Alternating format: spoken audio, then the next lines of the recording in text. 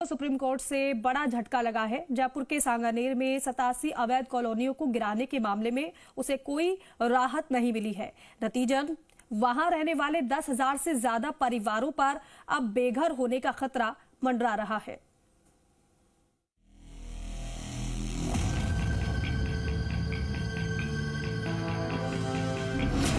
सतासी अवैध कॉलोनियों पर चलेगा बुलडोजर।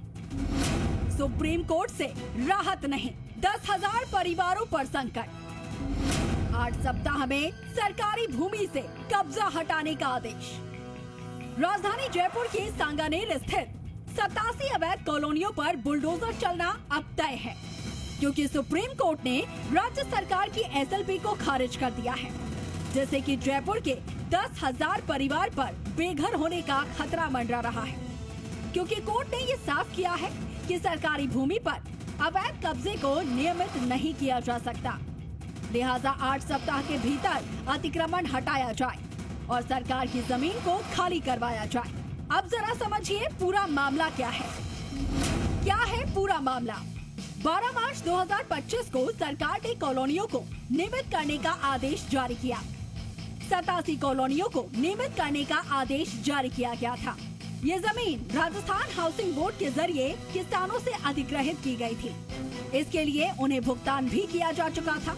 आरोप ये है कि हाउसिंग बोर्ड की जमीन पर बाद में कुछ सोसाइटियों ने अधिकारियों और कर्मचारियों के साथ मिलीभगत करके बैक डेट में फर्जी दस्तावेज बनाए और अवैध तरीके से इस सरकारी जमीन पर प्लॉट काट दिए।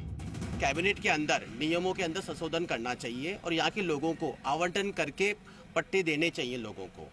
और साथ ही मैं आपको स्पष्ट कर दूं कि मैं खुद, मेरी पैदाइश सांगानेर की है और 1970 के अंदर हाउसिंग बोर्ड का गठन हुआ था, लेकिन उसी वक्त उससे पहले से मेरा परिवार यहाँ पे बसा हुआ है।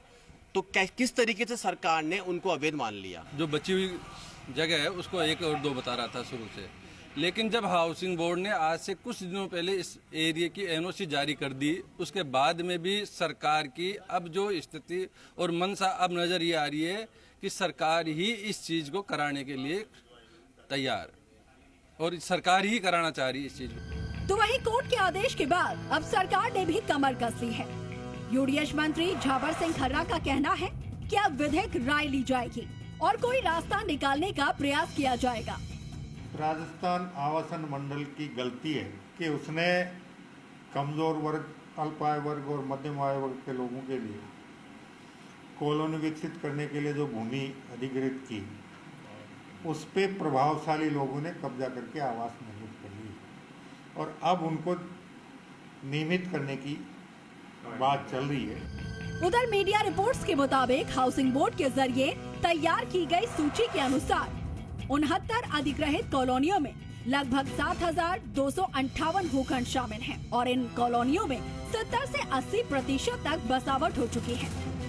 सुप्रीम कोर्ट के फैसले के बाद हाउसिंग बोर्ड अब इन जमीनों को खाली करवाने के लिए स्वतंत्र होगा और इस कार्रवाई से अनुमानित रूप से 10,000 भूखंडधारी प्रभावित होंगे, क्योंकि सुप्रीम कोर्ट ने ये साफ किया है कि सरकारी जमीनों पर हुए अवैध कब्जों को नियमित नहीं किया जा सकता।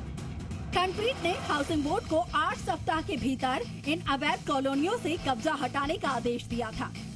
साथ ही उन अधिकारियों और कर्मचारियों के खिलाफ भी कार्रवाई करने को कहा गया था जिनकी निगरानी में ये अवैध कब्जे हुए थे। ब्यूरो रिपोर्ट, जी मीडिया।